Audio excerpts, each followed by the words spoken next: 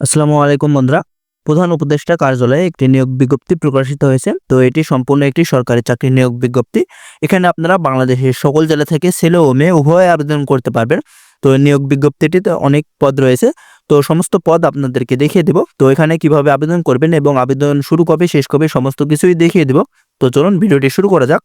তো ভিডিওটি শুরু করার আগে একটি রিকোয়েস্ট, যারা এখন আমাদের এই চ্যানেলটি সাবস্ক্রাইব করেননি অবশ্যই আমাদের এই চ্যানেলটি সাবস্ক্রাইব করে আমাদের সঙ্গে থাকবেন এবং আপনাদের যাদের চাকরির আপডেট তথ্য পেতে চান তারা আমাদের হোয়াটসঅ্যাপ গ্রুপে যুক্ত হয়ে যাবেন। আমাদের হোয়াটসঅ্যাপ গ্রুপ খোলা হয়েছে, ডিসক্রিপশন বক্সে হোয়াটসঅ্যাপ গ্রুপের লিঙ্কটি দেওয়া থাকবে। তো এখানে দেখতে পাচ্ছেন সংশোধিত নিয়োগ বিজ্ঞপ্তি। তো এই নিয়োগ বিজ্ঞপ্তিটি ইতিপূর্বে প্রকাশ করা হয়েছিল, তো এখানে বেশ কিছু সংশোধন করে নিয়োগ বিজ্ঞপ্তিটি আবার প্রকাশ করা হয়েছে। তো এখানে প্রথমে যে পদটি রয়েছে সিস্টেম অ্যানালিস্ট, এখানে আপনাদের 5তম গ্রেডে বেতন দেওয়া হবে। এখানে আপনারা সর্বোচ্চ 40 বছর পর্যন্ত আবেদন করতে পারবেন এবং এখানে একজন লোক নেওয়া হবে। এখানে আপনাদের শিক্ষাগত যোগ্যতা অভিজ্ঞতার প্রয়োজন হবে।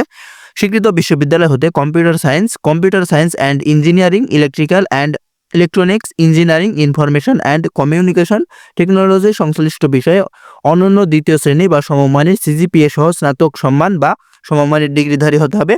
এবং 2 নম্বরে যে পদটি রয়েছে প্রোগ্রামার, এখানে আপনাদের 6তম গ্রেডে বেতন দেওয়া হবে। এখানে আপনারা 35 বছর পর্যন্ত আবেদন করতে পারবেন এবং একজন নেওয়া হবে।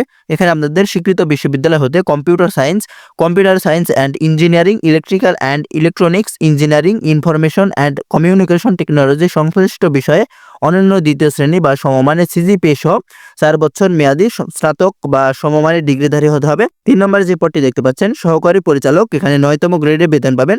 তো 3 নম্বর পদ থেকে আপনাদের নিচে যতগুলো পদ রয়েছে সমস্ত পদের ক্ষেত্রে আপনাদের বয়স সর্বোচ্চ 32 বছর পর্যন্ত হবে। তো আমরা এখানে বয়সটি বলে দিলাম, বারবার বয়সটি বলবো না।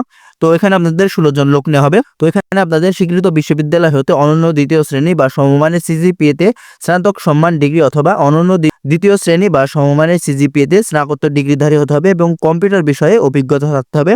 এবং 4 নম্বরে হিসাবরক্ষক কর্মকর্তা 9তম গ্রেডে বেতন পাবেন।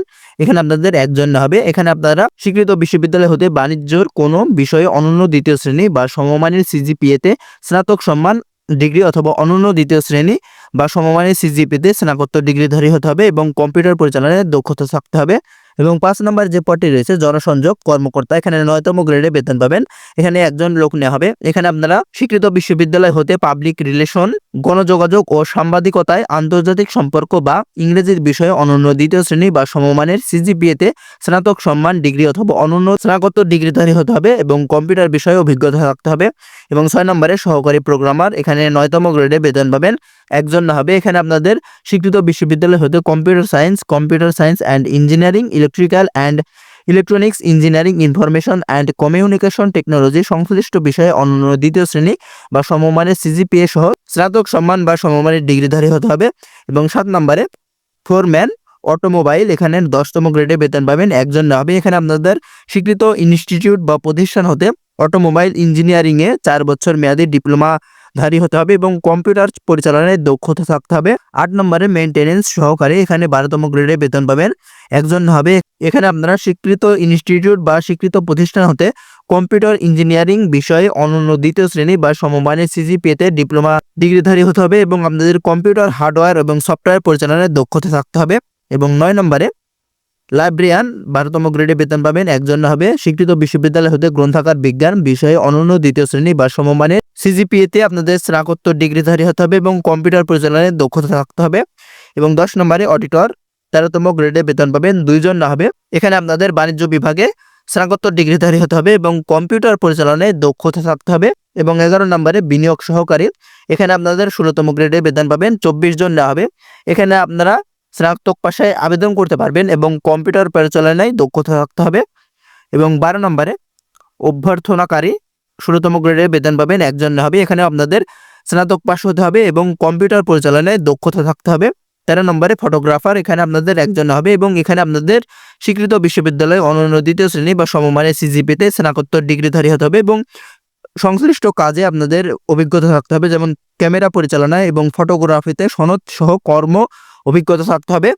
এবং 14 নম্বরে লাইব্রেরি সহকারী, 16তম গ্রেডে বেতন পাবেন। একজন হবে। এখানে আপনাদের স্নাতক পাস হতে হবে এবং কম্পিউটার পরিচালনায় দক্ষতা থাকতে হবে এবং ইংরেজিতে পারদর্শী হতে হবে।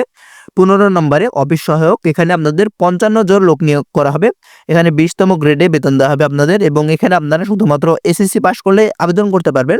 12 মে 2024 তারিখে আপনাদের এই স্মারক অনুযায়ী ইতিপূর্বে যারা আবেদন করেছেন তাদের পুনরায় আবেদন করার প্রয়োজন নেই এবং এখানে আপনারা যারা আবেদন করতে চান তাদের আবেদনটি শুরু হবে, দেখতে পাচ্ছেন এখানে নিচে দেওয়া আছে 4 মার্চ 2025 সালে আবেদনটি শুরু হবে এবং আবেদনটি শেষ হবে 3 এপ্রিল 2025 সাল। তো আবেদন করতে হবে আপনাদেরকে, এখানে লিঙ্ক দেওয়া আছে দেখতে পাচ্ছেন bida.teletalk.com.bd, এই ওয়েবসাইটে ঢুকে আপনারা আবেদন করতে পারবেন। তো এখানে আপনাদের আবেদন করার জন্য কত টাকা আবেদন ফি প্রয়োজন হবে সেটি এখানে দেওয়া আছে। তো যারা আমাদের মাধ্যমে আবেদন করতে চান আমাদের হোয়াটসঅ্যাপ নাম্বারে যোগাযোগ করতে পারেন। ধন্যবাদ সবাইকে।